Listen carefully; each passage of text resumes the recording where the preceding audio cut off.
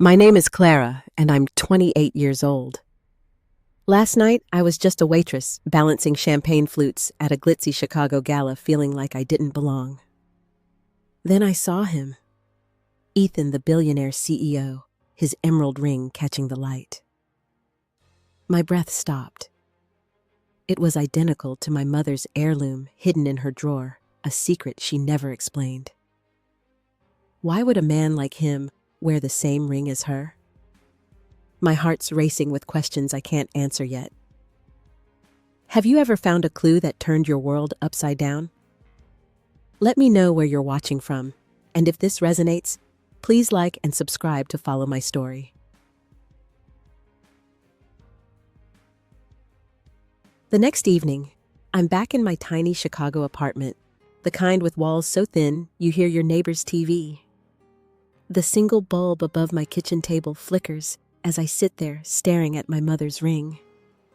Its emerald stone seems to pulse like it's holding secrets it won't share. I trace its edges cool against my fingertips, and my mind replays last night's gala. Ethan's ring, identical to this one, flashing under those chandeliers. It's not just a coincidence. It can't be. I grab my phone and dial my mother, Diane, who's an hour away in a small Indiana town. The line rings twice before she picks up. Her voice is soft-tired like always. "Clara, honey, it's late. Everything okay?"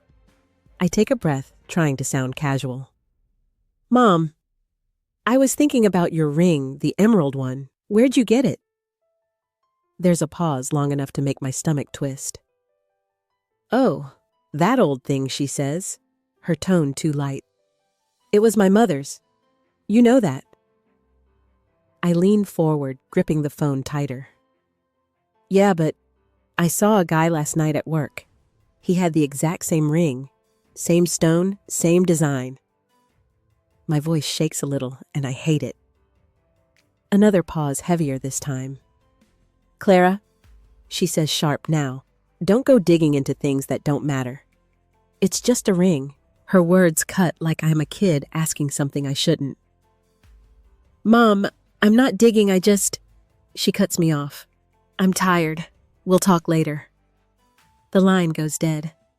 I stare at the phone, my chest tight. She's never hung up on me before. I set the ring down, its shine mocking me, and start pacing the cracked linoleum floor. Why would she shut me down like that? My mother's always been quiet about her past, but this feels different, like I've touched something she's afraid of. I sink onto the couch, rubbing my temples. The gala feels like a dream now, but Ethan's ring was real. Too real.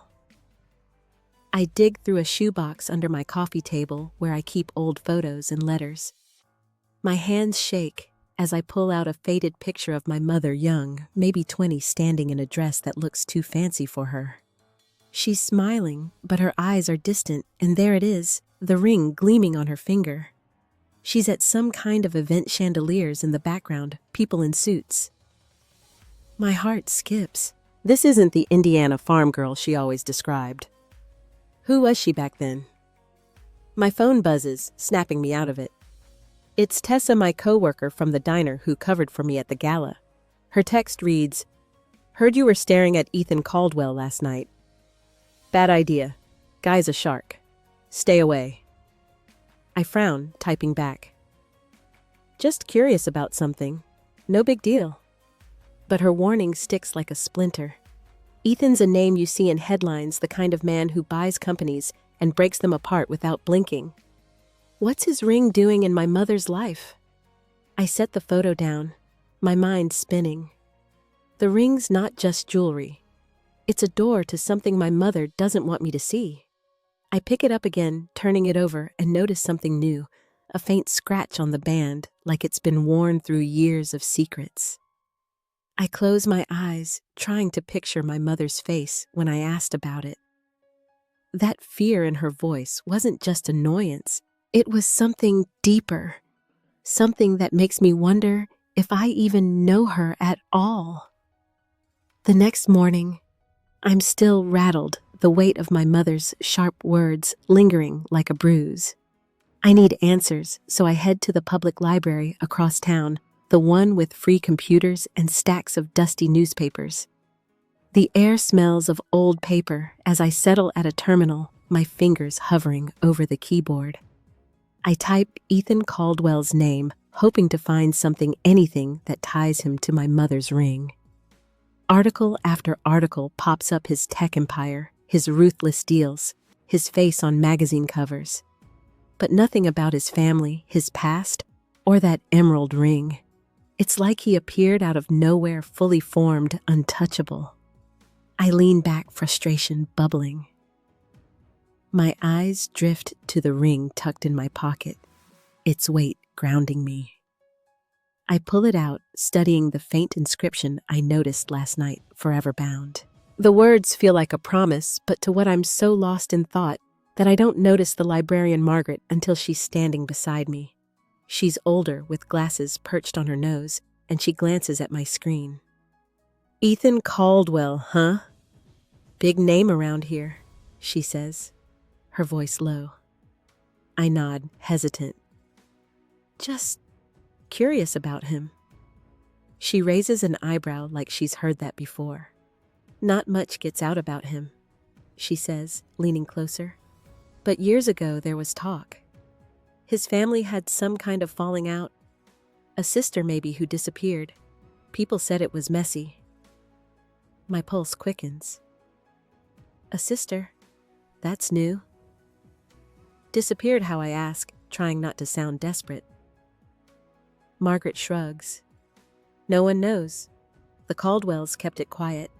Money does that. She walks away, leaving me with a knot in my chest. I search for Ethan's sister, but the internet's a dead end. No names, no photos, just vague mentions of a family scandal. My hope fizzles, and I feel foolish like I'm chasing a ghost.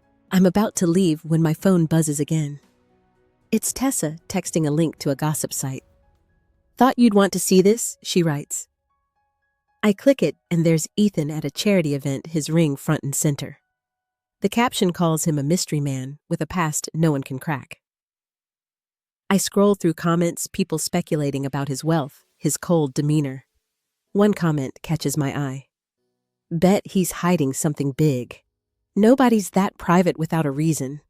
I shove my phone away, my head spinning. Margaret's rumor. Tessa's warnings, my mother's refusal to talk. It's all piling up, and I'm stuck in the middle, a waitress with no business poking into a billionaire's life.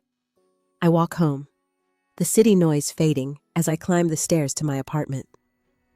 The ring feels heavier now, like it's pulling me into something I'm not ready for. I collapse on my bed, staring at the ceiling where a water stain spreads like a map to nowhere. I think about calling my mother again, but her voice from last night echoes. Don't go digging. Why is she so afraid? I sit up, grabbing the photo of her from the shoebox, the one where she's young and out of place in that fancy dress. I study her face, searching for clues, but all I see is a woman who looks like she's carrying a secret she can't share. My throat tightens. I've always trusted her, leaned on her quiet strength, but now I wonder if I've been blind. What if the mother I know is only part of the story? What if this ring is proof of something she's buried so deep, it's eating her alive? I'm at the diner the next day, wiping down sticky tables during the lunch rush, the smell of burnt coffee thick in the air. My mind's stuck on that library visit, Margaret's words about Ethan's missing sister looping like a bad song. I'm so distracted, I nearly drop a tray of plates when I overhear two regulars at the counter, their voices loud over the clink of forks. Caldwell's at it again, one says, flipping through a newspaper. Bought out another startup. Guy's got no soul, just dollar signs. His buddy nods. Heard he's got family skeletons too. No wonder he's so cold. My stomach churns. I slip behind the counter, pretending to refill sugar packets, but their words hit hard. Ethan's ring, my mother's ring, that inscription forever bound. It's all tangled in my head. I need to know more, so I text my brother Nathan, who's always been the practical one. Hey, do you know anything about Mom's emerald ring, like where it really came from?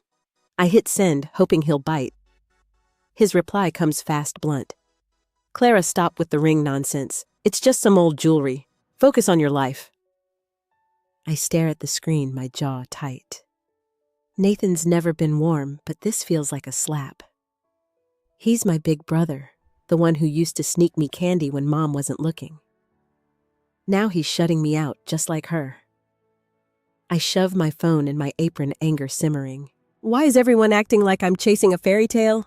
I can't sit still with this, so after my shift, I borrow Tessa's beat-up sedan and drive to my mother's place in Indiana. The hour-long trip is quiet, just me and the hum of the engine, the ring in my pocket, like a stone.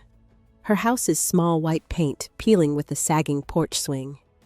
I find her in the kitchen, chopping carrots for soup, her hands slow and unsteady.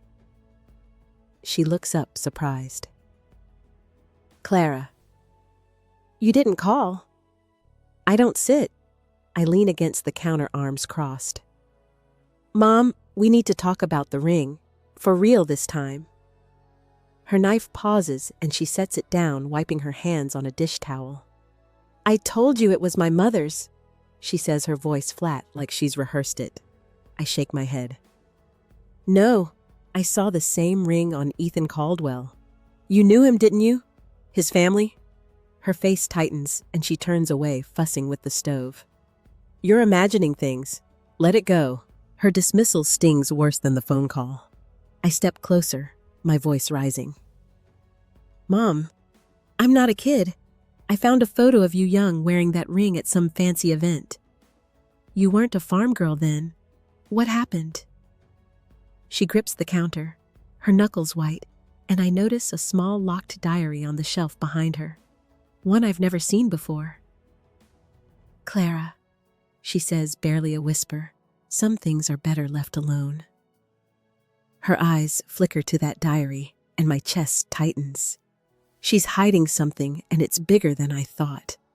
I want to push to demand answers, but my phone buzzes in my pocket. It's Nathan calling now. I step outside the screen door, slamming behind me. What the hell, Clara? He snaps before I can speak. You're upsetting Mom, dragging up old crap. I'm dealing with enough, okay? My debts are piling up, and you're out here playing detective. His voice cracks, and I realize he's not just angry. He's scared. Nathan, I just need the truth, I say, my throat tight. She's lying to me. He sighs heavy. Leave her alone, Clara. You're breaking her. I hang up, my hands shaking, standing on that creaky porch with the wind biting my face. My mother's inside, guarding her secrets, and my brother's choosing her side. I feel like I'm screaming into a void, and no one's listening. That diary, though, her glance at it wasn't random. Whatever she's hiding, it's in there, and it's tearing my family apart. I'm back at the diner the next day, my hands moving on autopilot as I pour coffee for a trucker at the counter. My head still in Indiana, replaying my mother's trembling hands, that locked diary on her shelf, and Nathan's voice cracking with anger. The air feels thick, like I'm drowning in questions no one will answer. I'm wiping down the counter when Tessa slides up beside me, her apron stained with ketchup. You okay? She asks, her eyes narrowing. You've been off since the gala.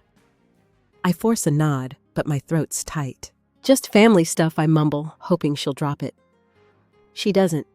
Instead, she pulls out her phone, scrolling until she finds something. Look at this, she says, shoving the screen in my face. It's a grainy tabloid article, the headline screaming about Ethan Caldwell's long-lost sister.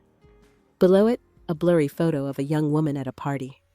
Her smile sharp, her posture stiff. My breath catches. She looks like my mother, same cheekbones, same tilt of the head.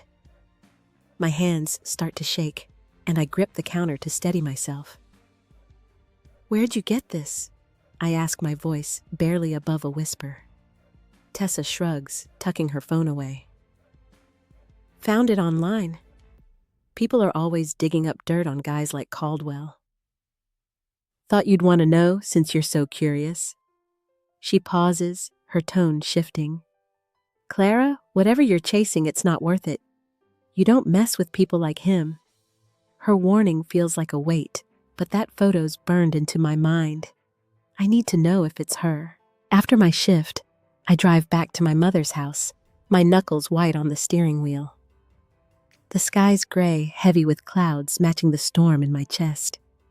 I park outside her place, the porch swing creaking in the wind. She's in the living room when I walk in, knitting a scarf she'll never finish, the TV droning in the background. I don't sit. I pull out my phone, the tabloid article already loaded.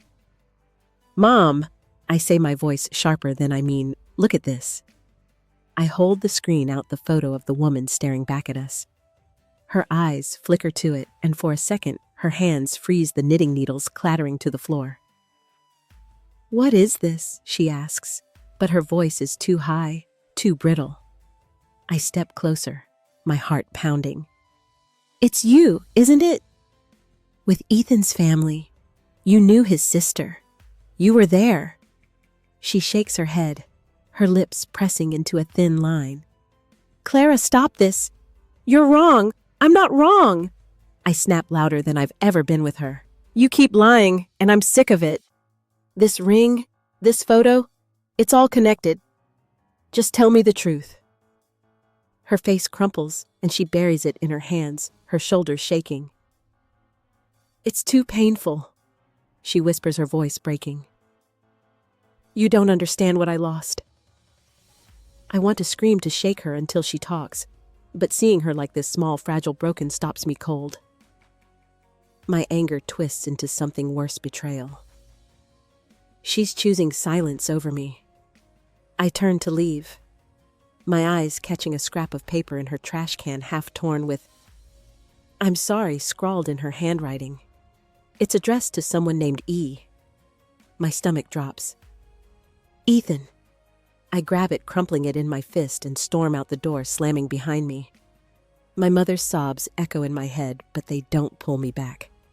I'm done begging. Whatever she's hiding, it's bigger than her, bigger than us, and it's tearing me apart. I climb into the car, the paper still in my hand, and I know I can't stop now, even if it breaks us all. I'm shaking as I step off the bus in downtown Chicago, the crumpled letter to E still in my pocket, its words burning through me. It's been 2 days since I left my mother's house, her sobs echoing in my ears, but I can't stop now. I need to face Ethan Caldwell. His office tower looms ahead, all glass and steel, a world away from my life. I'm just a waitress, but that ring, my mother's, his, ties us together, and I'm done waiting for answers. I pull a delivery uniform from my bag, one I borrowed from a friend who works courier. It's a long shot, but it's my only way in.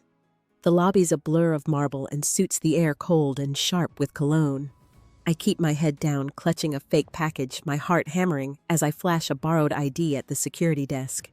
The guard barely looks up, waving me to the elevators. I'm in. The ride to the top floor feels endless, the walls closing in as I rehearse what I'll say. My mother's face flashes in my mind, her hands trembling over that diary. What did she do? What's she so afraid of? The elevator dings, and I step into a sleek hallway, all polished wood and frosted glass. Ethan's office is at the end, his name on a plaque that looks heavier than my entire life. Through the glass door, I see him in a meeting surrounded by men in suits, his voice clipped as he points at a screen. His ring catches the light just like at the gala, and my breath hitches. I don't think. I push the door open, my voice louder than I mean. Hi, sir. My mother has a ring just like yours. The room goes silent. Ethan's head snaps up, his eyes narrowing. The men around him freeze, their pens hovering over notepads. My face burns, but I hold my ground, the fake package trembling in my hands. Who are you? Ethan asks, his voice low, dangerous. I swallow, my mouth dry. Clara. I'm nobody. But my mother, Diane, has the same emerald ring. I need to know why. His face changes just for a second shock, maybe fear, before it hardens again.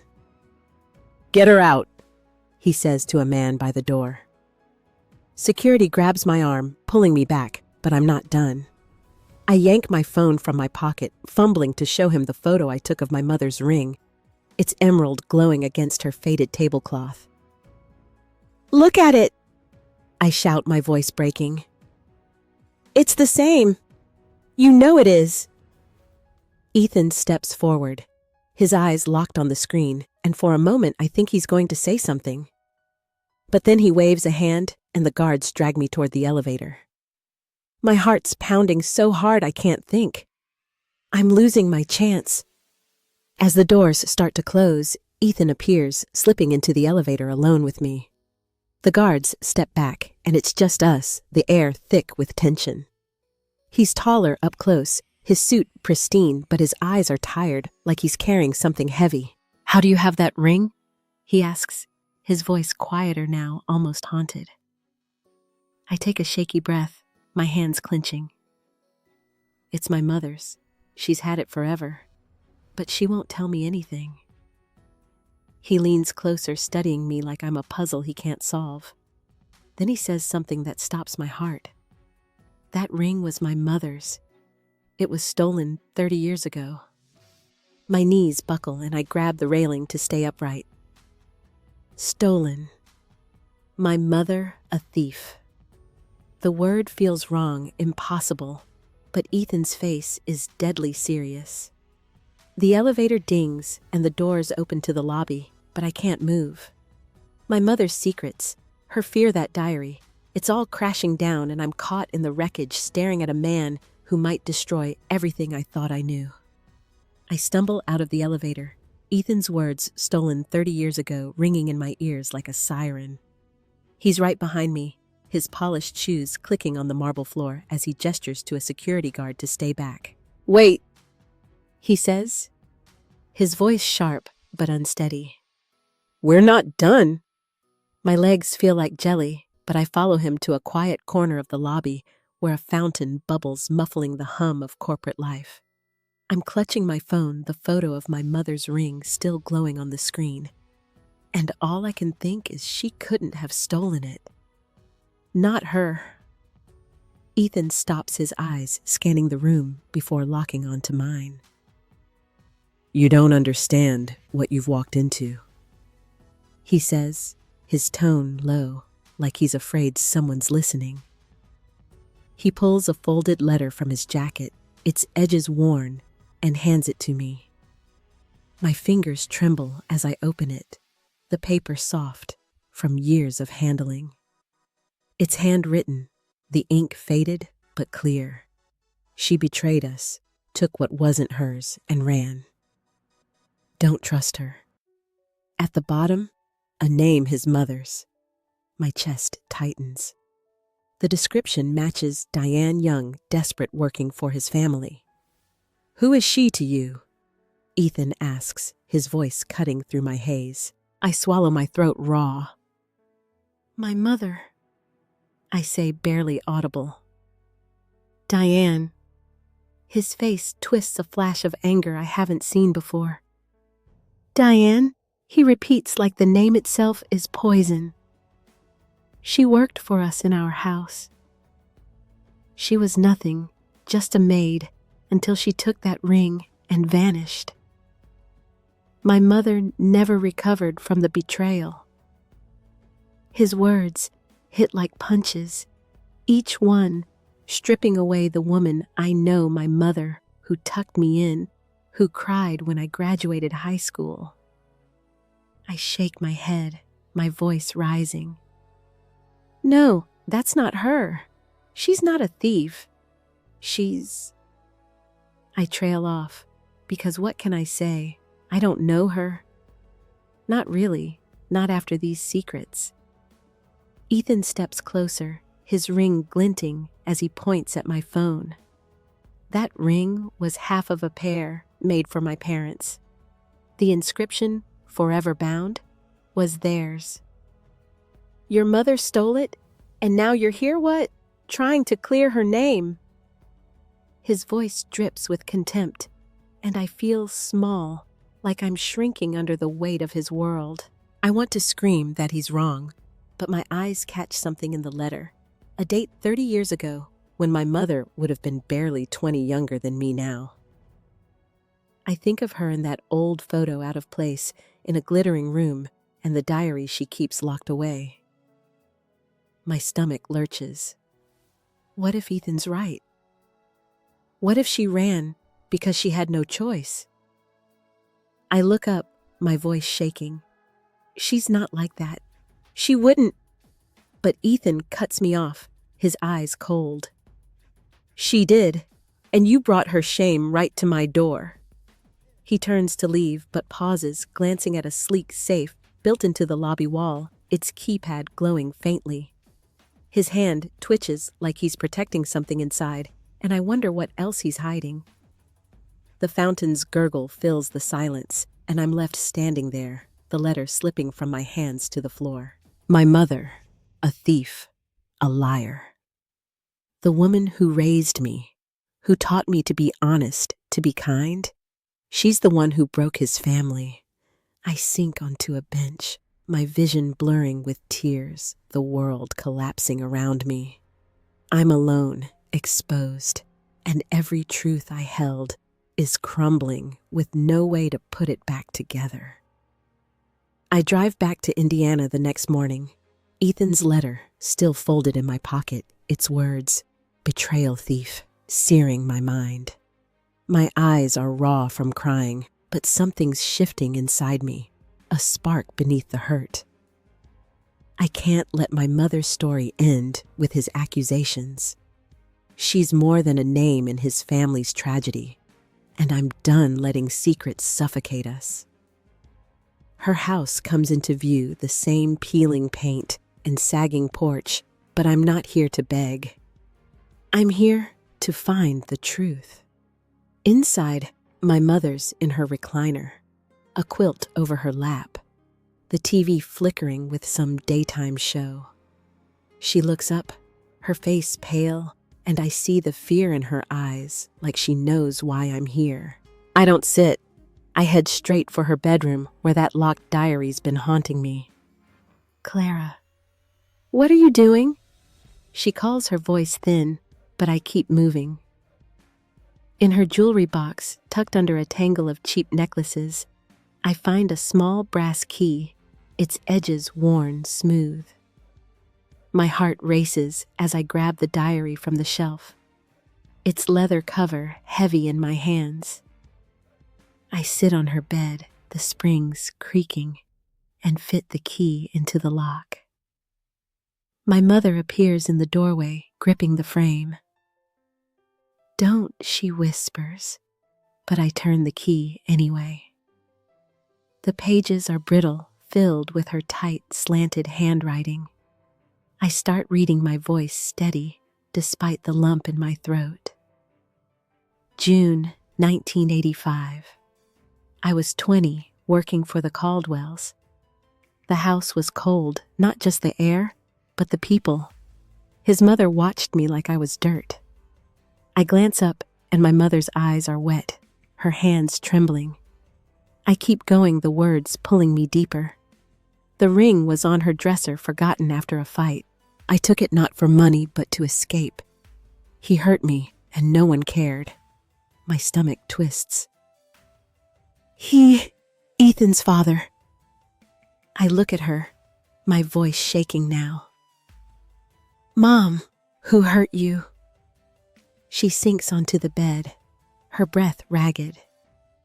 "It doesn't matter," she says, but her voice cracks, and I know it does.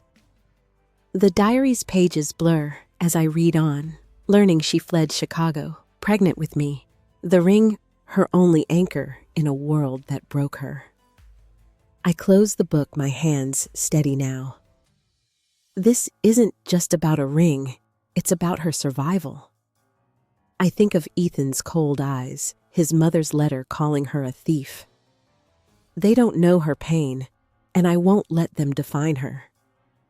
I grab my phone and call Nathan, who picks up on the second ring. Clara, what now? He snaps, but I cut him off. Mom told you something years ago, didn't she? About the ring her past. I need to know. He's quiet for too long, then sighs. Yeah, she did. Said she took it to start over. I told her to keep it buried. My jaw tightens, but I'm not angry anymore, just focused. She's not burying it anymore, I say, hanging up. I look at my mother, her face crumpled with guilt, and I feel a fire I haven't felt before. She's not a thief, not in the way Ethan thinks, and I'm going to prove it. I slip the diary into my bag, the key still warm in my palm, and stand up ready to fight for her story for us, no matter what it costs me. I leave my mother's house with the diary tucked in my bag, its weight both a burden and a shield. The drive back to Chicago is a blur, the highway stretching out like a challenge I'm finally ready to meet. My mother's words, her pain, her escape echo in my head, but they don't paralyze me anymore. I'm not the girl who stood trembling in Ethan's lobby clutching a fake package. I'm Clara, her daughter, and I'm going to make him see her, really see her, not as a thief, but as a survivor. Back in the city, I head to the Historical Society, a squat brick building squeezed between a laundromat and a pawn shop. The air inside is musty shelves crammed with binders and yellowed files. I'm here to find proof, something to back up my mother's story. The archivist, Harold, looks up from his desk, his glasses slipping down his nose. You're back, he says, like he's been expecting me. What's it this time? I take a breath, steadying myself. I need records from the 1980s, anything about the Caldwell family or their staff. Harold raises an eyebrow but doesn't ask questions. He shuffles to a back room, returning with a box labeled Chicago Elite 1980-1990. My hands tremble as I sift through it, pulling out faded payroll lists, event programs, and newspaper clippings. Then I find it a grainy article from 1985 buried in the society pages. It mentions a maid unnamed accused of stealing jewelry from the Caldwell estate. The case was dropped, no charges filed, but the family's silence screamed scandal. I sit back, the clipping shaking in my hands. This is her, my mother erased from their story, but not from mine. Harold peers over my shoulder. That's the kind of thing the rich bury, he says, his voice low. They protect their name, not the truth. His words light a fire in me. I thank him, slipping the article into my bag with the diary, and head home, my mind racing with what comes next. At my apartment, I sit at the kitchen table, the flickering bulb casting shadows on the wall. I pull out a notebook, my pen scratching as I draft a letter to Ethan. My words are careful but firm, each one a step toward reclaiming my mother's dignity. Mr. Caldwell, I write you called my mother a thief, but you don't know her story. She took the ring to escape a life that was crushing her. I'm not asking for forgiveness, just for you to listen. The diary and this article tell her side. Meet me, and I'll give you the ring back, but only if you hear me out. I pause, my pen hovering. This isn't just about her anymore. It's about me proving I'm more than a waitress, more than the girl who's always stayed quiet. I seal the letter, my hand steady, and slip it into an envelope. Tessa texts me, her words cautious. Heard, Caldwell's got lawyers on speed dial. Be careful, Clara. I text back, I'm not stopping now, and mean it. For the first time, I feel like I'm carrying my mother's strength, not her secrets. I walk to the mailbox outside my building, the night air cool against my skin. The envelope feels heavy, like it holds my entire life. I slide it into the slot, the metal clanging shut, and stand there, my breath visible in the dim streetlight. I'm not naive. I know Ethan might ignore me, or worse, come after us. But as I look up at the stars, faint against the city glow. I feel a quiet resolve settle in my bones. I'm done hiding. I slip the ring onto my finger, its emerald catching the light, and walk back inside, ready for whatever comes next. 3 days after I mailed the letter, I'm at the diner, scrubbing a ketchup stain off a booth, when my phone buzzes in my apron. It's an unknown number, but the voicemail makes my hands freeze. Ethan's voice, calm but firm, says he got my letter and wants to meet. Tomorrow, at a coffee shop downtown, Neutral Ground. My stomach flips, not with fear, but with something heavier anticipation, maybe, or dread. I've opened a door I can't close, and now he's walking through it. The next morning, I'm at the coffee shop early, tucked in a corner booth with cracked vinyl seats. The place smells of burnt espresso and fresh pastries a world away from Ethan's gleaming tower. I clutch my mother's diary, its pages marked with sticky notes and the newspaper clipping folded neatly beside it. The ring's on my finger, its emerald dull under the fluorescent lights, but it feels like armor now. I'm ready to face him, to lay my mother's truth bare. Ethan arrives, his suit understated but sharp drawing glances from the baristas. He slides into the booth, his eyes scanning the diary before meeting mine. "You've got my attention," he says, his voice low, like he's weighing every word. I push the diary toward him, my hands steady. "Read this. It's her story, not your mother's version." He hesitates, then opens it, his fingers tracing her handwriting. I watch his face, searching for a crack in his polished mask, but he's unreadable, turning pages in silence. I start talking, my voice quiet but firm, filling the gaps the diary leaves. "She was 20, trapped in your family's world. She took the ring to survive, not to hurt anyone. She was scared, alone, and pregnant with me." Ethan's eyes flicker, but he doesn't interrupt. I slide the clipping across the table, its ink smudged but clear. "This proves it. The case was dropped because your family didn't want the truth out. They hid their own mess, not hers." He sets the diary down, his jaw tight, and for a moment, I think I've reached him. Then he pulls something from his pocket, a small creased photo of a girl, maybe 10, with his eyes and a shy smile. "This was my sister," he says, his voice softer now, raw. "She wrote to your mother years after. I found her letters when she died." My breath catches. The girl in the photo matches the one my mother described, her only friend in that cold house. Ethan leans forward, his voice barely above a whisper. "Your mother wasn't just a maid to her. She was family until she ran." My chest tightens, a mix of relief and confusion swirling inside. He's not attacking her, not like before, but his words carry a weight I didn't expect. He agrees to hold off on any legal threats, his eyes lingering on the diary like it's rewriting his past. "I need to see her," he says, not a demand, but a plea. "To understand." I nod, my throat too tight to speak, but my mind's racing. My mother frail and guarded, facing him.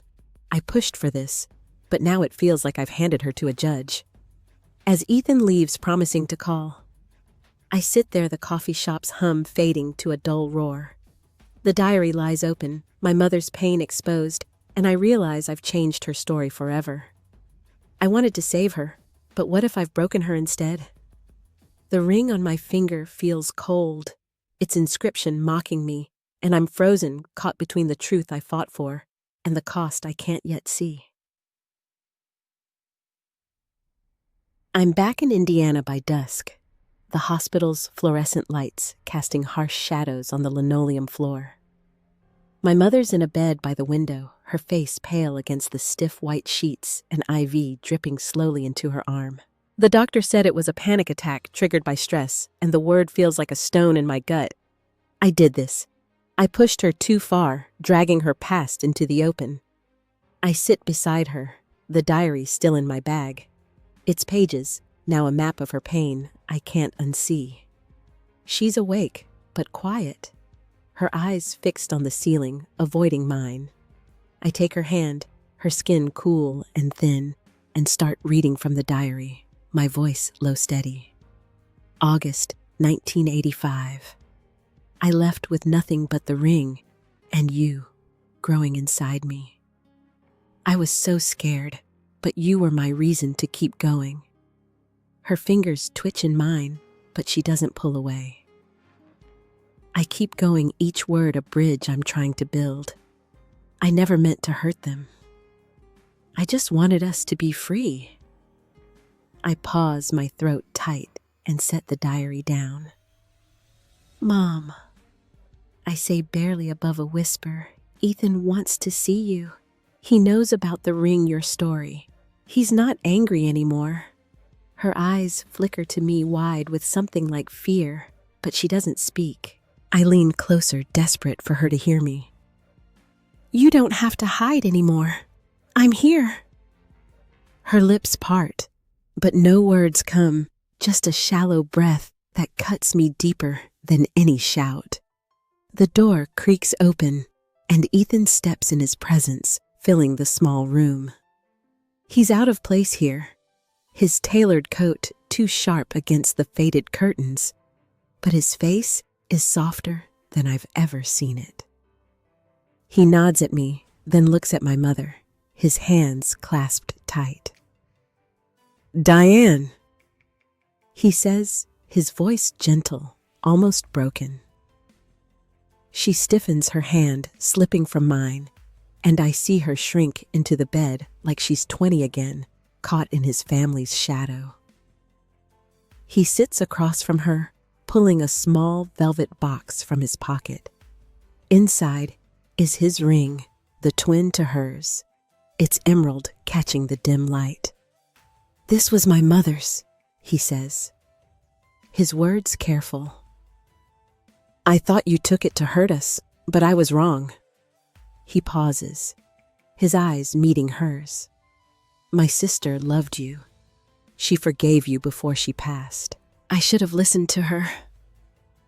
My mother's breath hitches and tears spill down her cheeks, silent but heavy.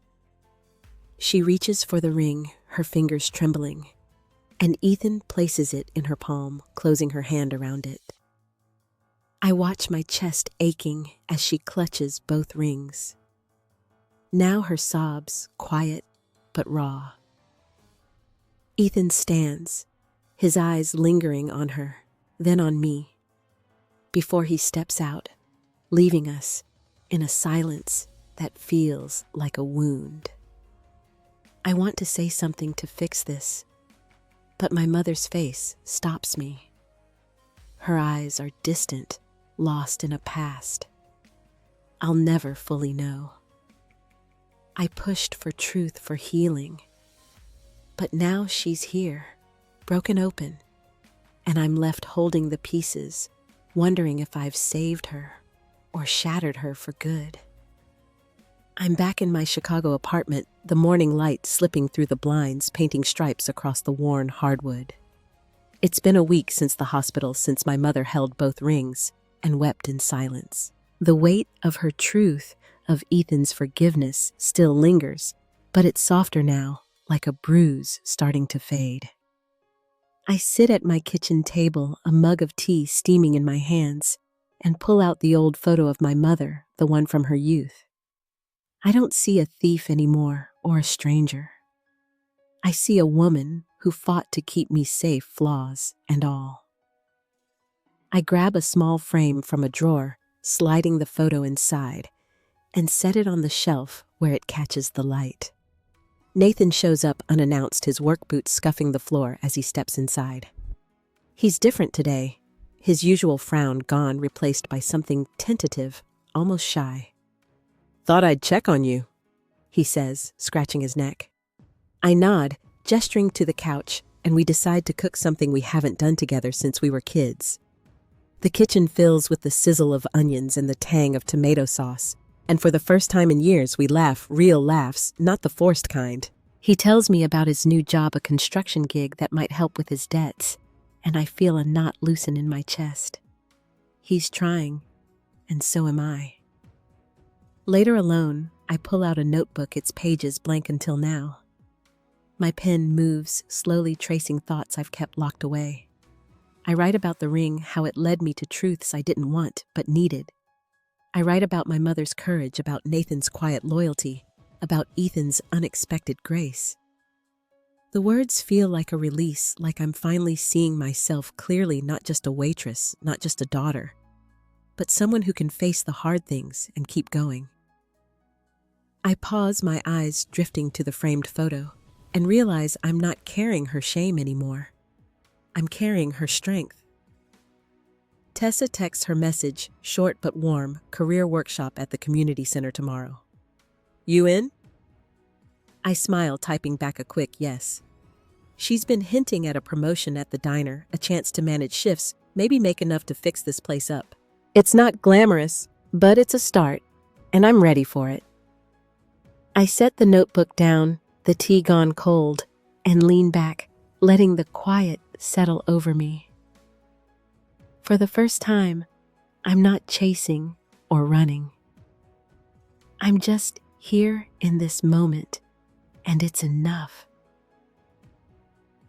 The next afternoon, I'm at the community center, a low brick building with chipped paint and a bulletin board cluttered with flyers.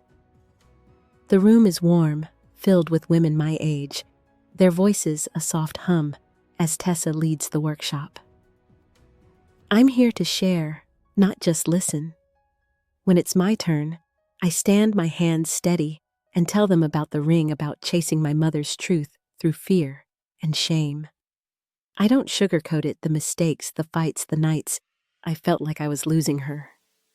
Their eyes lock onto mine, some nodding, others wiping tears, and I realize I'm not alone in carrying heavy stories.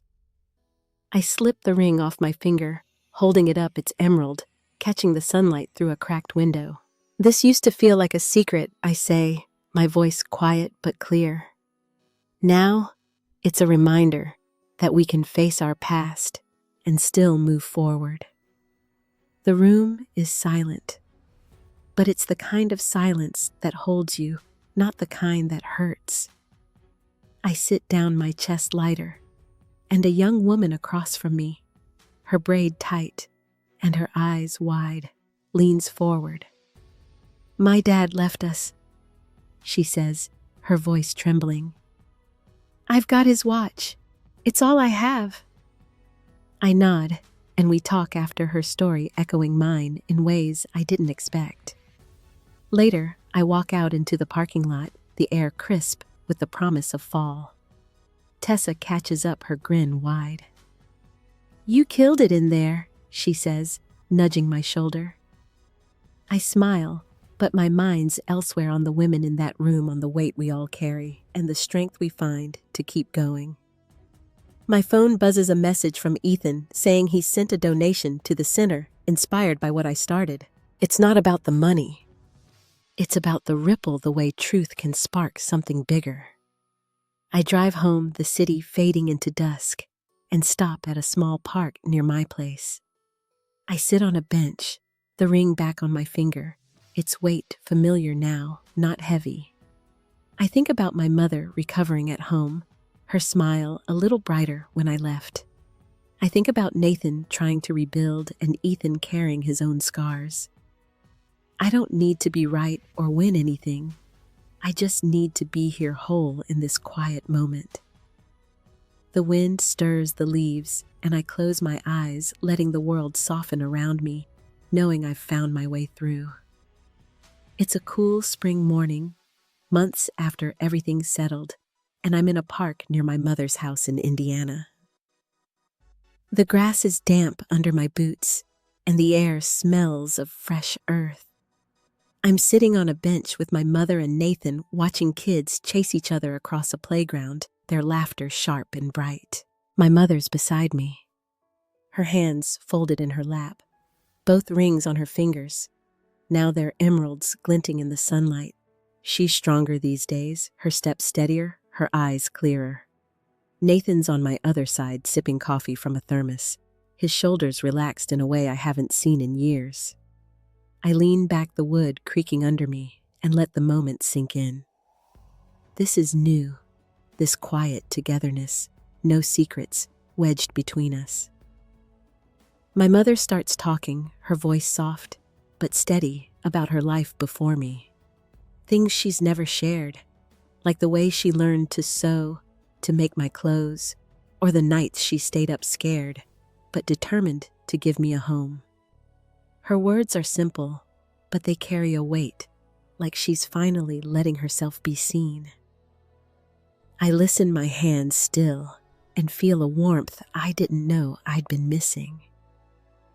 Nathan chimes in, his voice gruff but warm, promising to visit more to help with her garden this summer. He's been showing up not just for her, but for me, bringing takeout or fixing my leaky sink without being asked. It's not perfect, but it's real, and I'm learning to trust it. I think about my own life back in Chicago, how I've started taking night classes, just one for now, to learn bookkeeping. It's slow, and my apartment's still a mess, but every step feels like mine, not someone else's shadow. I reach into my bag, pulling out a small trowel and a sapling, its roots wrapped in burlap. We walk to a cleared spot near the playground, where I kneel and start digging the dirt, cool under my nails. This tree's for Ethan's sister, a quiet nod to the girl who loved my mother, who tied our stories together. My mother watches, her hand resting on my shoulder, and Nathan helps pack the soil, his hands steady. We don't speak, but we don't need to. The act is enough, a small stitch in the fabric of our healing. As we step back, the sapling standing fragile but rooted, I feel a calm settle over me, like the world's slowed just enough for me to catch my breath. My mother's hand lingers on mine, and Nathan's quiet presence grounds me. I'm not the girl who stormed into Ethan's office desperate for answers. I'm Clara, still figuring it out, but okay with the not knowing, with the slow mending of what was broken. I look at the tree, its leaves trembling in the breeze, and let out a long, quiet breath, ready for whatever comes next. Back in Chicago, I'm walking to the diner for my evening shift, the city humming around me with horns and chatter. The air's warm, carrying the faint scent of street vendors' hot dogs, and I'm wearing a new pair of shoes, ones I bought with my first paycheck as shift manager. They're nothing fancy, but each step feels solid, like I'm planting myself in the world a little deeper. My mother's rings are in a small pouch in my pocket, not on my finger anymore. I don't need to wear them to carry her story. It's part of me now, woven into who I'm becoming. I pass a bookstore, its window glowing with stacks of novels, and pause to look at my reflection in the glass. My eyes are brighter, my shoulders straighter, not because everything's fixed, but because I've learned to hold the broken pieces without letting them cut me. I think about the months since the park, how my mother started painting again, small canvases of flowers that fill her living room with color. Nathan's been calling weekly, his voice less guarded, sharing stories of his crew at work. Even Ethan, who I haven't seen since the hospital, sent a note last week, saying he's funding a scholarship in his sister's name. These changes aren't loud, but they're real, like ripples from a stone I threw without knowing where it landed. Sitting in my apartment later, I open my notebook, its pages now half full with thoughts and sketches. I write about the ring not as a secret or a burden, but as a door. It showed me that truth, even when it hurts, can set you free if you face it with courage. I used to think strength meant never breaking, but now I know it's about picking up what's left and building something new. My mother taught me that, not with words, but with her life, her mistakes, her resilience, her quiet love. I'm learning to forgive her and myself for the things we couldn't control. The lesson isn't just mine. It's in the way we all carry stories we're afraid to tell, afraid they'll define us. But they don't have to. We can choose to let them shape us instead, to let them teach us compassion for others and for the parts of ourselves we've hidden. I close the notebook, my hand resting on its cover, and feel a peace I didn't know I could claim. I'm not perfect, and I don't need to be. I'm enough right here, right now. What's a truth you've faced that changed how you see yourself? I'd love to hear your story in the comments. It's these moments that connect us, that remind us we're not alone. If this journey resonated with you, please like and subscribe to keep following along and share it with someone who might need a little light today. Thank you for being here, for listening, and for carrying your own stories with courage. Here's to healing one step at a time.